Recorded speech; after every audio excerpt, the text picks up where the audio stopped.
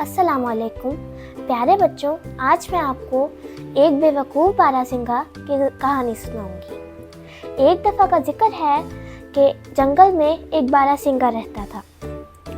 एक दिन वो नदी पर पानी पी रहा था कि उसने अपना अक्स देखा।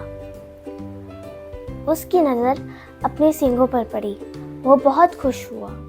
फिर उसकी नज़र अपनी दुबली टांगों पर पड़ी। उसने उनसे नफ़रत की।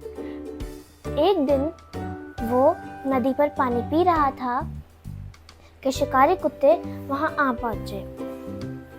उसकी दुबली टांगों ने उसे शिकारी कुत्तों से दूर भगाया। बदकिस्मती से उसके सींग झाड़ियों में फंस गए। वो अपने सींग झाड़ी से ना निकाल सका।